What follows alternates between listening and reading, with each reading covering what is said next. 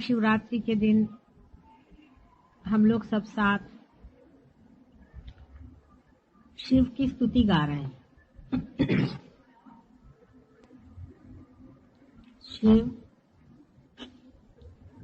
यानी सदाशिव, इन्हीं से सृष्टि शुरू हुई है और इन्हीं में खत्म होती है। सबसे पहले अगर आप ब्रह्म को समझे तो ब्रह्म से शक्ति और शिव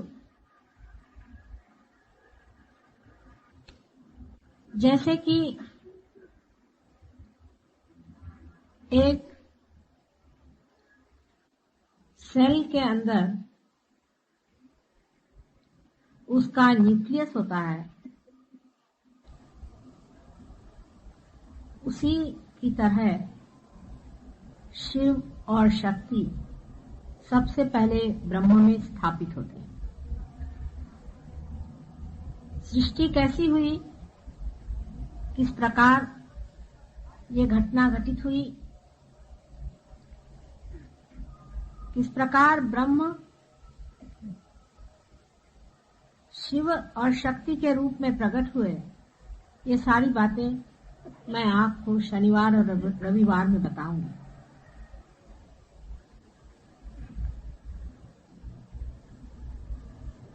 लेकिन शिव से निकलती हुई शक्ति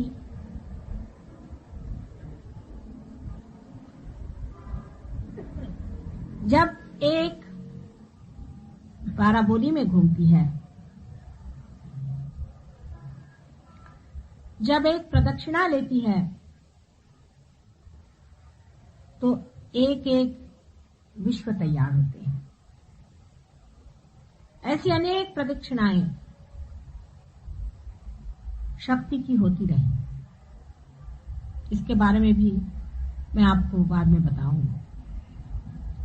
अनेक विश्व तैयार होते रहे, अनेक भुवन तैयार होते रहे और मिटते भी रहे।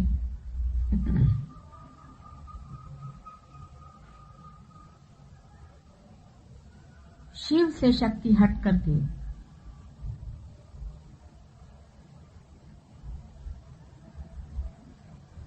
विश्व बनाती है। शिव सिर्फ साक्षी स्वरूप रहते हैं। वे खेल देखते रहते हैं शक्ति का। शक्ति का अगर खेल उनकी समझ में ना आए तो वो जब चाहें तब अपनी शक्ति अपने अंदर खींच ले सकते हैं। सारा ही खेल बंद हो जाता है। वे ही दृष्टा हैं, वही देखने वाले हैं, वही इस खेल के आनंद को उठाने वाले। उन्हीं के कारण सारा खेल है। इसलिए अगर वो न रहे तो सारा खेल खत्म हो जाता है।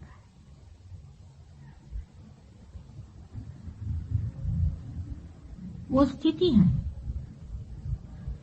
उन्हीं के कारण एग्जिस्टेंस होता है।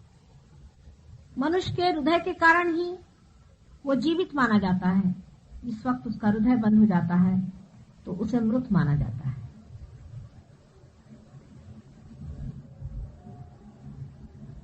जब शिव अपनी आंखें बंद कर लेते हैं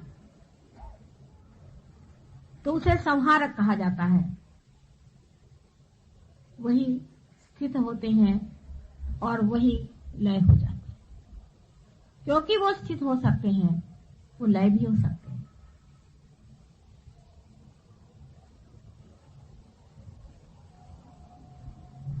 इस कुंडलिनी शास्त्र में शिव का स्थान आपसे मैंने बताया था, हृदय में मनुष्य के अंदर एक दीप ज्योति की तरह हर समय जलते रहता है, जिसके कारण हमारे अंदर सत असत विवेक बुद्धि जागृत रहती है, जो हमें मना करती रहती है कि ये नहीं करो, ये गलत है, ये अधर्म है, ये बुरी बात है।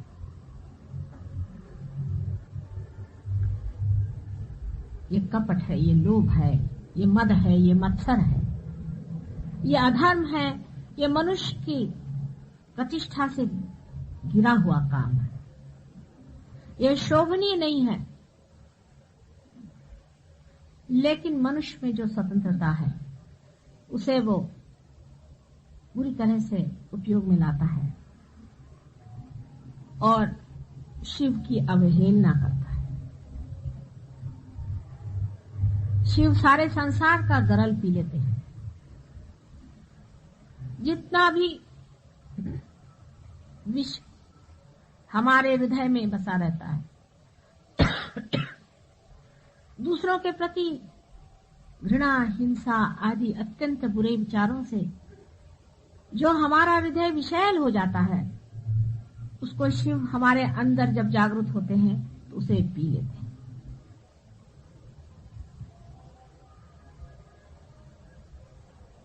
शिव का खाद्य ही, उनका पीना ही गरल है।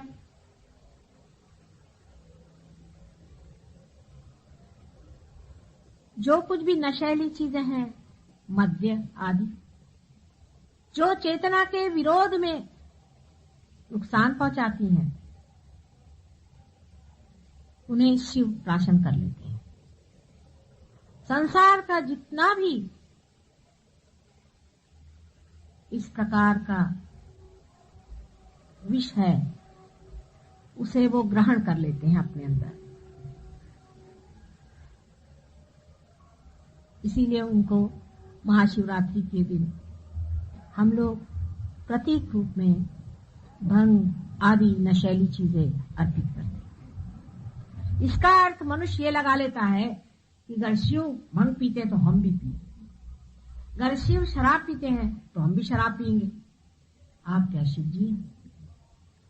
उनके पांव के धूल के बराबर भी आप हैं। जिन्होंने संसार का सारा गरल पी लिया, उसके भी पीने वाले कोई चाहिए। देवी सारे भूतों को खा जाती है। रक्त बीज का जो रक्त संसार में गिरता था, उसके एक एक बूंद को देवी चाट गई। क्या आप लोग इसे चाट सकते हैं?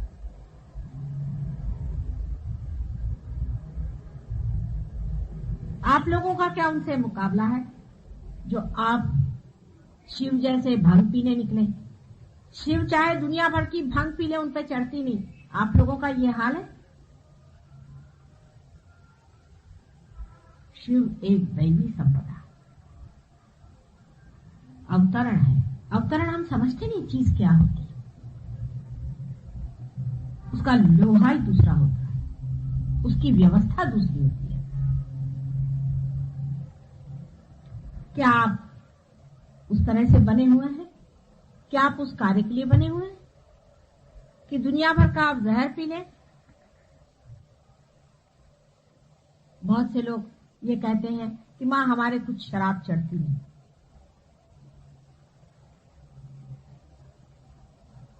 इससे बढ़कर और कोई भी झूठ नहीं हो सकता।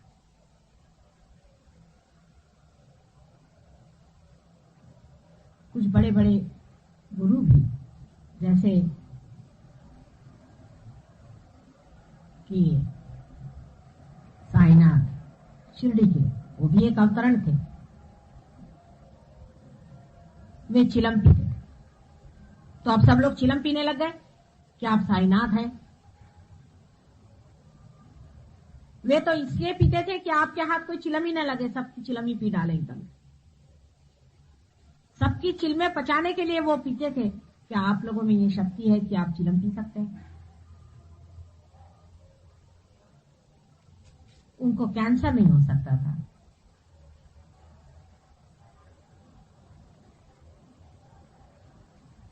शिव के भक्त जो हैं, उन्हें शराब छूना भी नहीं चाहिए, उसके पास भी नहीं जाना चाहिए, उससे दूर भागना चाहिए। बजाय इसके जितने भी तांत्रिक हैं, वो 5 मकान लेके बैठे हुए हैं। वो क्या करते हैं? अपने को शाक्त कहलाते हैं, शक्ति के पुजारी कहलाते हैं, शिव के पुजारी कहलाते हैं। और इस कदर व्यभिचार, शिव और व्यभिचार जो संपूर्ण ब्रह्म स्वरूप है, उसका नाम लेकर इतना महापाप करना, अपनी दुर्गति की पूर्ण व्यवस्था कर लेना। एक मां के नाते मैं आपसे बताती हूं कि इस तरह की गलत फहमी में कभी मत रहना। तंत्र का तरीका जो है बिल्कुल शैतानी तरीका है। आज महाशिवरात्रि के रोज मैं चाहती हूं कि आपको उसके बारे में थोड़ा सा जरूर बताऊंगा। तंत्र की व्यवस्था ये होती है कि जो चीज परमेश्वर को पसंद नहीं है, जो चीज देवी को पसंद नहीं है, वही करो। देवी के सामने ही गलत गलत काम करना शुरू करो। व्यभिचार, सब तरह की विद्रूप बातें, जिससे देवी देख करके घृणा से वहां से हट जाए। शुरू में तो देवी उनसे उत्पात करती है, कूदते हैं, नाचते हैं, चिल्लाते हैं, चीखते हैं, गर्मियां होती हैं, फोड़ी निकलती है बदन पे। इसको कुंडलिनी जागृति भी बहुत से लोग कहते हैं। मेरे पास ऐसे बहुत से लोग आए ट्रीटमेंट के लिए, जो कहते हैं कि हमारे अंदर ऐसे लग रहा है जैसे हजारों बरैया काट रहे हैं, हमारी कुंडलिनी जागृत। और भी ऐसे आते हैं जो बताते हैं कि यहां से लेकर के यहां तक सब हमारे अंदर बड़े बड़े फफूंदे आ गए। यहाँ पूसा इंस्टीट्यूट में एक डॉक्टर साहब है, उनका नाम मैं भूल गई, डॉक्टर पाल। वो मेरे पास आए थे, वो बता रहे थे कि उनकी कुंडलिनी किसी ने जागृत की और उनके बदन में हजारों बिच्छुओं को काटे और बेचारे कूदते हुए खड़े रहे, माँ मेरे पास, मुझे बचाओ, मुझे बचाओ। मैं उनकी कुंडलिनी उतारे थे, मैंने कहा आती बेटे जरा सबको देखो। 1 मिनट के अंदर उनकी कुंडलिनी मैंने शांत कर दी। कुंडलिनी नहीं, श्री गणेश जो कि शिव जी के पुत्र हैं, जो शक्ति के पुत्र हैं, उनका गुस्सा था। मैंने जब उनसे पूछा तो मैं समझ, जिस इंसान ने उनकी कुंडलिनी जागृत की थी उसका वो नाम उन्होंने मुझे बताया। वो किसी को बताते भी नहीं है, डर के मारे, घबराहट के मारे। कुंडलिनी के नाम से वो घबराते हैं बेचारे। ये उनकी हालत कर दी और उनसे कहा कि तुम्हारी कुंडलिनी जागृत हो गई सारे बदन में। ऐसा समझ लीजिए कि जैसे सब हाथ पैर जल गए, ब्लिस्टर सारे बदन। 1 मिनट के अंदर कुंडलिनी शांत हो गई। तो कैसे? सिर्फ गणेश, श्री गणेश, क्योंकि वे मुझे जानते।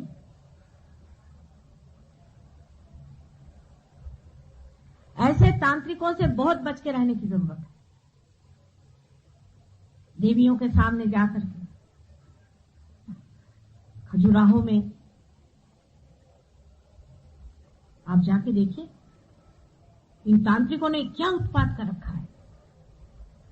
6वीं सदी में शंकराचार्य के बाद में तो इन्होंने एक नया ही जंग खड़ा कर। जैसी देवी की बात उन्होंने कही, उन्होंने सोचा कि हाँ अब मां का राज्य आने वाला है, चलो इसके पीछे लग जाओ। उस वक्त के राजा लोग बहुत ही गिरे हुए, बहुत ही बुरे नजर से देवी की ओर देखते थे। इतने दुष्ट लोग उस वक्त राज्य करते थे, पूरा पट्टा की पट्टा यहां से बंगाल तक। और उनके जो मंत्री लोग थे वो यही थे, जैन। जैन लोगों में खाने के मामले में तो पट्टे बांध के घूमते हैं मुंह पर। औरत के मामले में कोई झगड़ा नहीं, मुंह पे पट्टे बांध के घूमने से सोचते हैं हो गया। कृष्ण को नाम धरते हैं कि वो संहारक था, राम को नाम धरते हैं वो संहारक था। हालांकि महावीर बहुत ऊंची चीज है। जैसे हमने सबका ही ठिकाना किया है, ऐसे जैनियों ने महावीर का भी ठिकाना कर दिया। ये तो सभी के एक एक ढंग होते हैं। उन्होंने ये प्रथा चलाई कि छोटे छोटे लड़के लड़कियों को भी वो आश्रमों में भेजते थे, जैसे कि पोप करते हैं। उस वजह से इस कदर अनैतिकता बढ़ गई, जबरदस्ती की बात, यहां तक कि ब्राह्मणों ने भी ये बात उठाई कि विवाह के पश्चात भी मनुष्य को बिल्कुल संयमित रहना चाहिए और ब्रह्मचर्य में रहना चाहिए। बिल्कुल अननेचुरल सी बातें, उसके जो दबाव से खजुराहो जैसी गंदी चीजें तैयार हो। हालांकि खजुराहो में मैं जरूर कहूंगी कि कलाकारों ने भी कमाल कर दिया। जहां जहां उन्होंने मूर्तियां बनाई, वहां देवी देवताओं की मूर्तियां काफी बड़ी बड़ी बनाई, मोटी मोटी, क्योंकि होते ही देवी देवता मोटे ही होते हैं, क्योंकि उनको पानी की बहुत जरूरत है। जितने चक्र चलते रहते हैं तो पानी तो ऊपर से चाहिए, नहीं तो चलेगा नहीं। और बाकी ये छोटी छोटी लंबी लंबी पतली पतली कहीं कहीं उन्होंने लगा दी राजा को खुश करने के लिए। लेकिन वो कोणार्क का जो वो था, तांत्रिकी था, वो उसका क्या कहे। अब वहीं पर आप देखिए पास ही में ऐसे भी मंदिर हैं जहां पर ये वाममार्गी जा करके और देवी को असंतोष में डालते हैं, मदिरा पीते हैं, शराब पीते हैं और व्यभिचार करते हैं। और जब वहां से देवी का चित्त हट जाता है, यहां तक हमारा फोटोग्राफ से आप बताते हैं आपसे, अभी तो आपको वाइब्रेशन आएंगे अगर आप देखें तो। लेकिन अगर इसके सामने व्यभिचार होना शुरू होगा तो इसमें से फोटोग्राफ में से हम गायब, आपको कोई वाइब्रेशन नहीं आने वाला।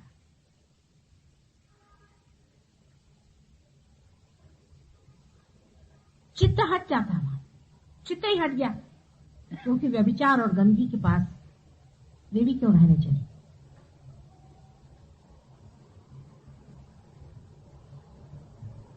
वैसी जगह शिव जी बैठते हैं काफी देर तक, और तड़ाके भी बहुत देते हैं वहां पर। भैरव नाथ भी वहां जमे थे,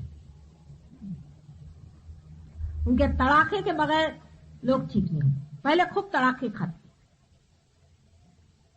बड़ी हालत खराब होती है उनकी, पर तो भी बेशरम जैसे लगे ही रहते। वो इसे तपस्या कहते हैं। बीमार पड़ते हैं, आफतें होती हैं, उल्टियां होती हैं, खून गिरता है, सब होता है, बदन में आग हो जाती है, पर तो भी जमे रहते हैं। फिर शिव जी भी वहां से लुप्त हो जाते। फिर अपना वहां अड्डा जमाया, चरस भांग घोल करके, और गजेड़ियों की वहां महफिल बैठती है, रात में व्यभिचार होते हैं, और उसके बाद सब स्पिरिट्स बुलाए जाते हैं, और उन स्पिरिट्स को हाथ में लेकर के फिर उसी से सब ये जो धंधे जो मैंने कल आपको बताए थे वो किए जाते।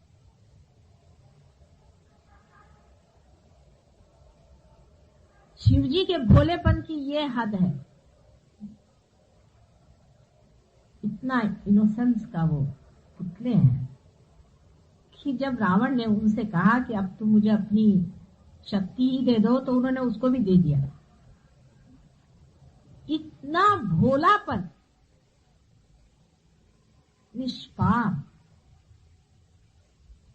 जिनको कि पाप ही क्या है नहीं मालूम, पाप को भी खा जाए, सबके सब चीज खा जाए, लाओ जो कुछ खाना है खा जाए। जैसे गंगा में सारे पाप धुलते हैं कहते हैं, सो आप समझ सकते हैं कि गंगा में इसलिए पाप धुलते हैं कि शिवजी के जटा से उतर आई, इसीलिए। जिनके जटा को छूने से ही इतने पाप धुलते हैं, जो स्वयं साक्षात जो होंगे सो क्या होंगे सो बता दी। जिनका साक्षात करने से ही सारे जिसके पाप धुल जाते हैं, जिनको याद करने से ही सबके जो जितने भी भवसागर के जितने भी लगे हुए पशु पक्षी के तरह से चिपके हुए जो कुछ भी गंध मैल आदि जीवित और निर्जीव जो कुछ भी हो, सारी बाधाएं हैं जिसकी खत्म हो जाती है। ऐसे शिव जी के लिए लोग ये कहते हैं कि व्यभिचार से शिव जी खुश होते। ऐसे संसार में क्या बात की जाएगी।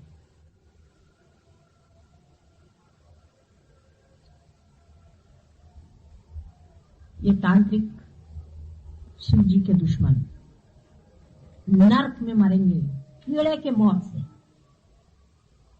हजारों वर्षों तक ये नर्क में रहेंगे, इसमें कोई शंका नहीं। लेकिन जो लोग इनकी बातों में फंसते हैं और इनके चक्करों में घूमते हैं, भूत प्रेत आदि को इस्तेमाल करते हैं, दूसरों का नाश करते हैं, वे भी उनके पीछे ही जाने वाले हैं। शिव जी के इस महापर्व के दिन सहज योगी जितने भी हैं उनको निश्चय कर लेना कि हमारा हृदय अत्यंत स्वच्छ हो, उसमें सारल्य, सज्जनता, हम अपने को देखें और शर्माएं कि क्या हम इतने दुर्जन हैं जो इस तरह की बातें हम सोचते हैं। अपने हृदय को देखें और पूछें कि क्या हम इतने कपटी और गिरे हुए लोग हैं कि हम इस तरह की बातें सोचते हैं। शिव जी को जागरूक रखने के लिए मनुष्य को अत्यंत सरल हृदय होना है।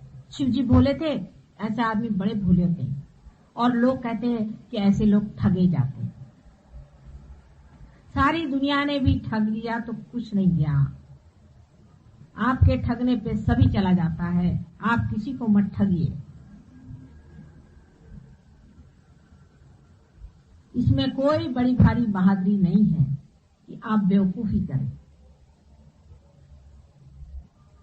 आपने अगर किसी को एक मर्तबा ठगा,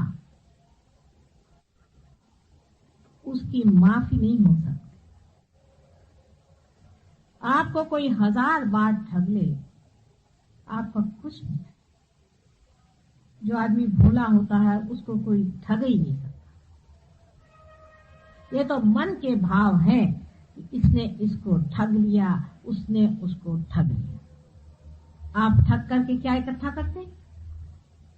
धन, ठगा हुआ धन, दूसरे को ठगा हुआ धन कितना नुकसानदेह होता आपको पता नहीं। अभी राहुली में एक सज्जन मेरे पास आए और मुझसे कहने लगे कि हमारे पुरखों का कुछ पैसा जमीन में गड़ा हुआ है मां, और हमें मालूम है वो गड़ा हुआ। 3 पुश्त पहले किसी ने वो निकालने की कोशिश की, उसी दिन उस घर में 3 मृत्यु हो गई। उसके बाद दूसरे पुष्ट ने शुरू किया, उस वक्त भी फिर 3 मृत्यु हो गई। फिर चौथी मर्तबा ऐसा हो गया। अब हम हैं, अब हम क्या करें?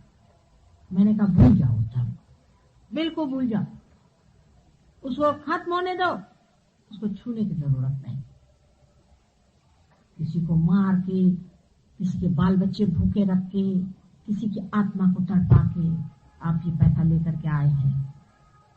उनकी आत्माएं जो तड़पती हैं वो बहुत बड़ी प्रचंड शक्ति है, आपके बच्चों के बच्चों के बच्चों तक खा जाए।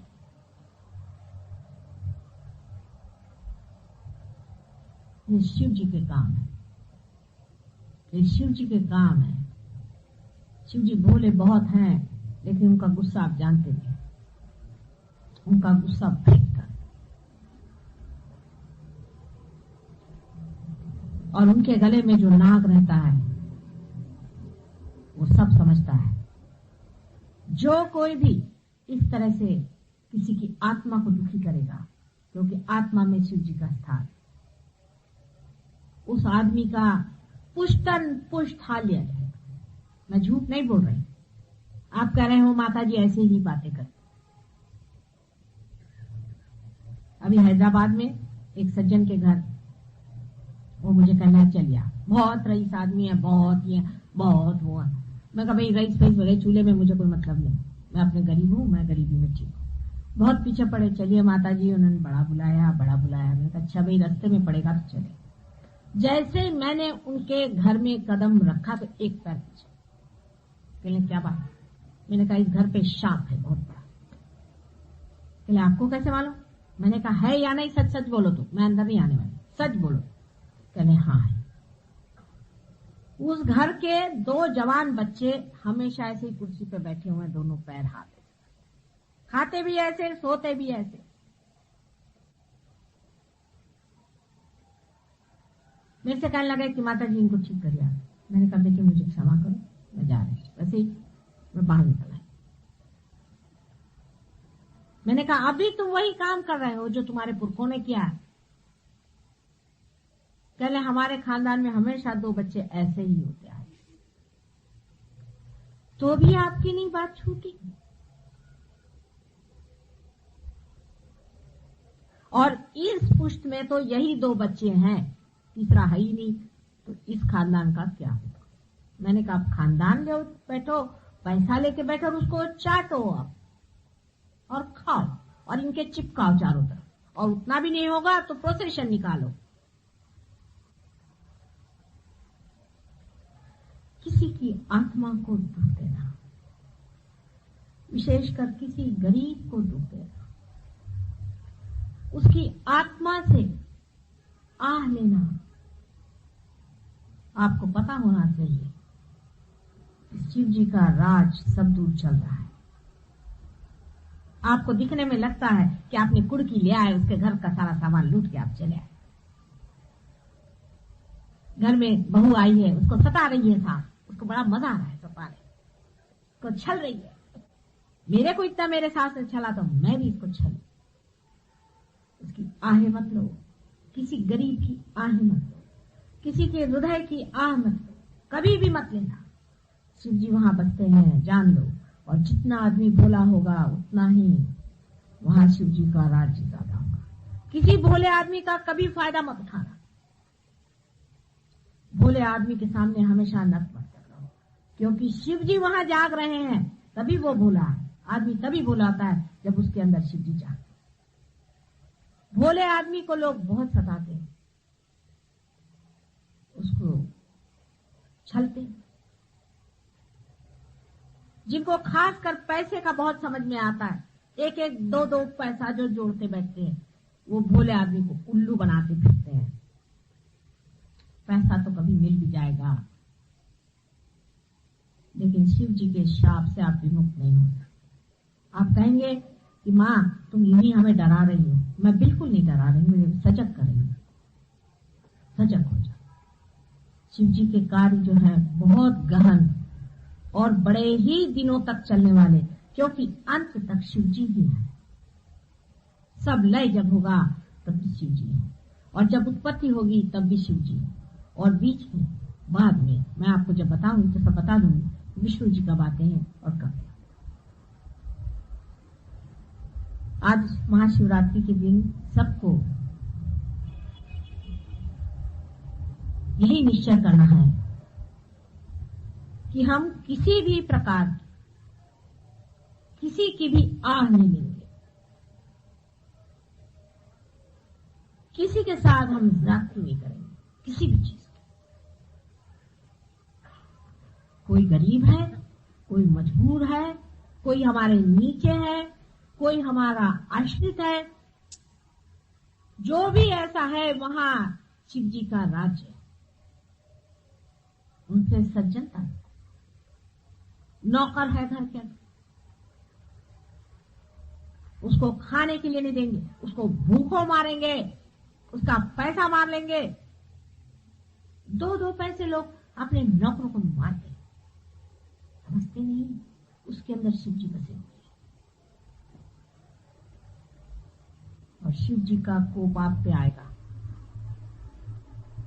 मैं आपसे सच सच बता रही हूं, इसमें से एक अक्षर, एक बूंद भी झूठा नहीं है।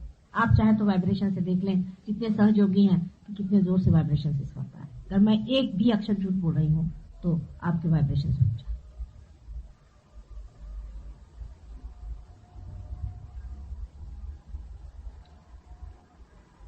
किसी के साथ जाति करना शिव जी के सामने गुनाहगार होना है। सज्जनता, सौजन्य, नम्रता, झुकना, ठगा जाना भी ठीक है। शिव जी का लिख दिया नाम, ठगे गए थे बेटे, कोई बात नहीं मैं देख लूंगा। अरे उनके पास भैरवनाथ खड़े हुए हैं, एक सोटा लगाएंगे उनको तो ठीक हो जाओगे तुम लोग साथ।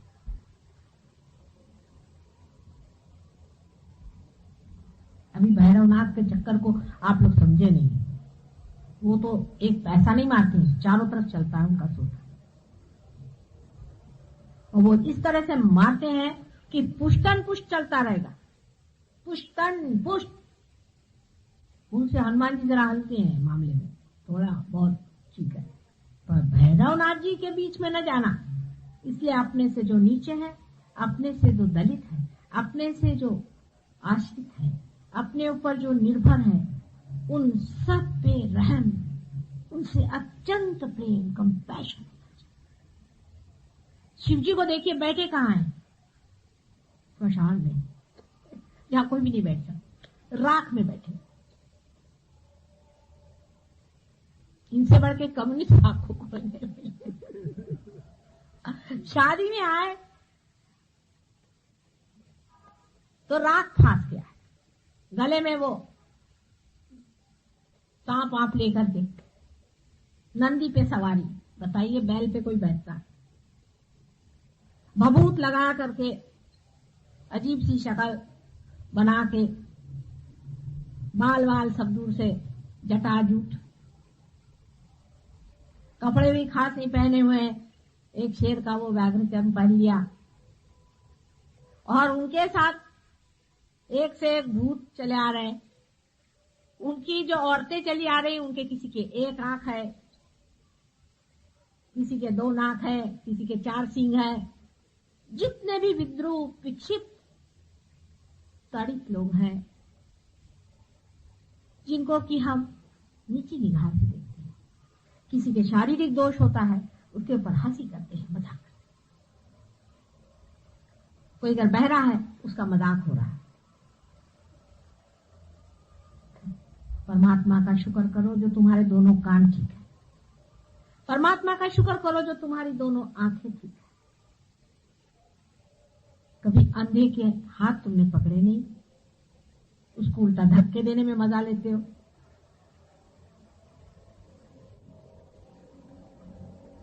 ऐसे शिव जी भगवान को देखो कि उनकी बारात आ रही है, और पार्वती जी के घर के तो सब लोग बड़े बड़े हैं, विष्णु जी उनके भाई खड़े हुए हैं साथ में, सब बड़े सोफिस्टिकेटेड लोग हैं एक साइड में, और एक साइड में ये बारात चली आ रही शिव जी की।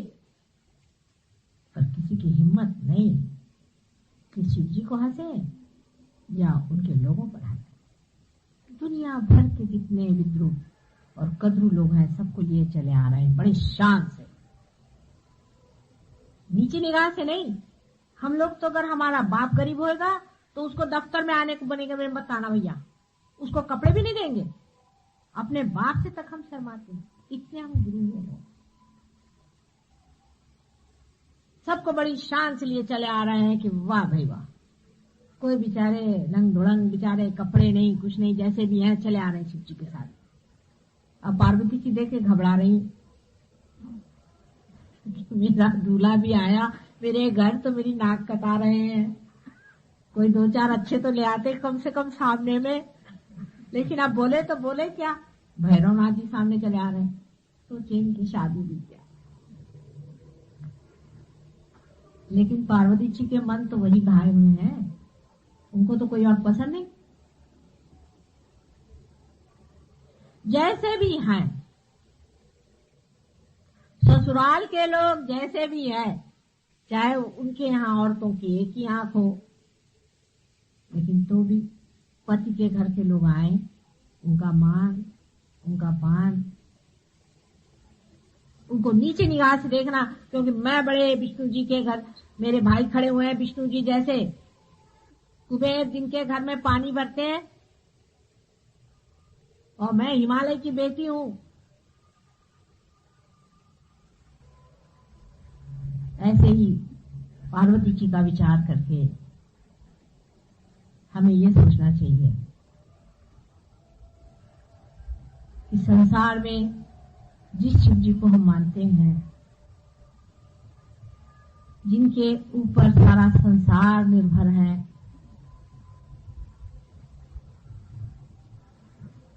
जो एक क्षण में ही हम सबको खत्म कर सकते हैं।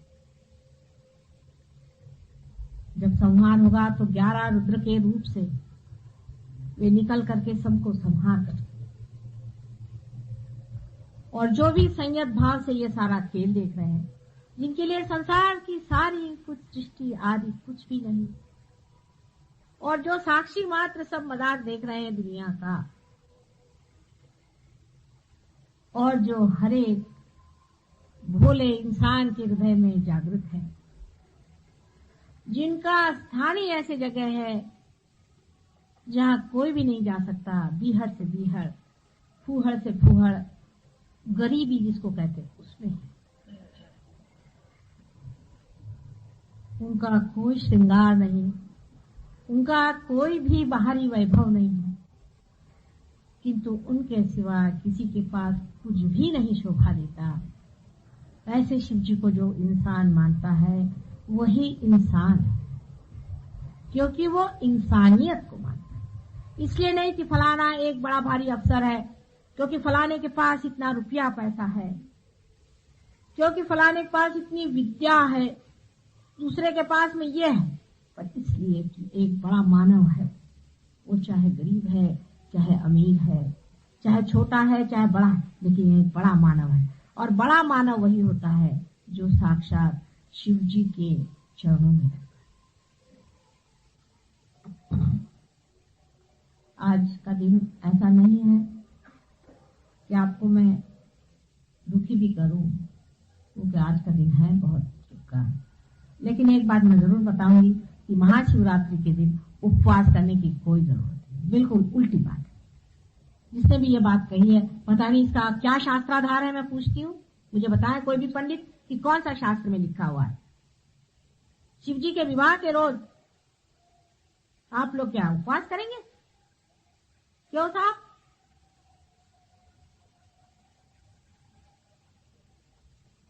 इसका कोई शास्त्राधार मुझे बताइए, मैं जानना चाहती हूँ। शास्त्र भी काफी गड़बड़ चड़बड़ कर दिए, लेकिन तो भी मैं जानना चाहती हूँ इसका क्या शास्त्राधार है कि गलत जगह पे आज तो खुशियां मनाओ, मौज मनाओ। आज खुशियां मनाने का दिन है। कितने लोग उपवास करके आए हैं? हाथ ऊपर करें जिन्होंने उपवास किया।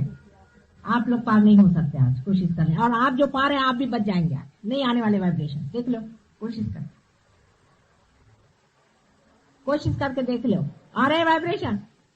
कुछ नहीं आ रहे, हल्के हो गए। झूठ नहीं बोलो तुम। तुमने तो नहीं किया उपवास आज, इसीलिए तो आज मैं खुश हूँ तुमसे। तुमने नहीं किया, अच्छी बात। राजा बेटे हो तुम। आज के दिन उपवास नहीं करने का। आज खूब खाओ पियो, घर जाके लड्डू खाना, खा पी के फलाहार क्यों करना? आज तो खूब खाना है। उनका खाना है बादाम पिस्ता, खाओ। खाते हैं चना, चना खाओ। देवी जी चना खाती है, आप लोग भी चना खाओ। फल फूल कौन खाता है? उल्टी उल्टी बातें सब करते हैं। आपको शारीरिक शास्त्र से देखना चाहिए कि शिव जी अगर स्थिति है, हमारे एग्जिस्टेंस है, तो एग्जिस्टेंस के लिए क्या चीज जरूरी है, क्या चीज खानी चाहिए बताइए। आप लोग जानते हैं कार्बोहाइड्रेट्स, उसके बगैर हमारे अंदर शक्ति नहीं आ सकती। आज के दिन सबको कार्बोहाइड्रेट्स खाना चाहिए, हर तरह के, या प्रोटीन्स खाना चाहिए। जितने भी आप प्रोटीन्स खाएं अच्छे हैं, अधिक से अधिक आप प्रोटीन्स खाएं। चने में प्रोटीन्स है, चना सिर्फ प्रोटीन है। अगर आप चना खाएं तो आपने प्रोटीन खा लिया। आज हर तरह के आपको प्रोटीन खाना चाहिए, जो भी प्रोटीन हो वो आज शिव जी के लिए खाना चाहिए। हृदय के लिए कितनी अच्छी चीज है प्रोटीन। अगर आप कृष्ण प्रकृति के हैं तो आपको कार्बोहाइड्रेट्स भी खाना चाहिए, और सबसे बड़ी चीज है प्रोटीन खाना चाहिए। और आज के दिन आप फल फूल खाएंगे जो कि नहीं खाना चाहिए। इसका कोई कहीं शास्त्राधार तो मुझे समझ में नहीं आता, पर रूढ़ी चल गई तो चले सब। अभी जिसने चलाई वो ये तांत्रिक ही होंगे, कोई और तो कोई नहीं हो सकता। मुझे तो और कोई समझ में नहीं आता कि कोई भी जानबूझ करके ऐसा काम करे। एक सीधा हिसाब सोचना चाहिए कि जिस दिन किसी का जन्म हो या विवाह हो, उस दिन भूखे नहीं रहते लोग, उस दिन मौत करते हैं, खुश होते। कोई मरता है उस दिन भूखे रहना चाहिए। हम लोगों के यहाँ हिसाब ऐसा है, जिस दिन कोई मरे या नर्क के दरवाजे खुले उस दिन उपवास नहीं करना, उस दिन सवेरे उठ के खाना। तो आज सब लोग खुश खुश खाएं पिए। हाँ, नर्क चतुर्दशी के दिन उपवास करना चाहिए, तो उस दिन सवेरे नहा धो करके 4 बजे उठ करके पहले फराल करें। देखिए कितना उल्टा है। अब मैं ये बात कहूं तो आप मुझे कबीर जैसे तो कह नहीं सकते, लेकिन हाँ, आप कहेंगे कि माता जी तो सब उल्टी बातें बताती, लेकिन जो बातें सीधी हैं उसे सीधी मानो, और जो बातें उल्टी हैं उसे उल्टी मानना होगा, क्योंकि सत्य जो है वो सत्य ही है, उसको कोई बिगाड़ नहीं सकता, उसको कोई मिटा नहीं सकता, और सत्य है ही नहीं। आप अपने वाइब्रेशंस पे देखिए, मैं जो बात कह रही हूँ अगर झूठ हो तो आप लोगों के वाइब्रेशंस पे पता चलेगा। सब आपके कंप्यूटर खुद चलने लगे, बहुत से लोगों के चल रहे हैं, जिनके नहीं चल रहे हैं वो भी चलाएंगे। अभी इस बात पे जरूर वाइब्रेशंस आएंगे सबके, है।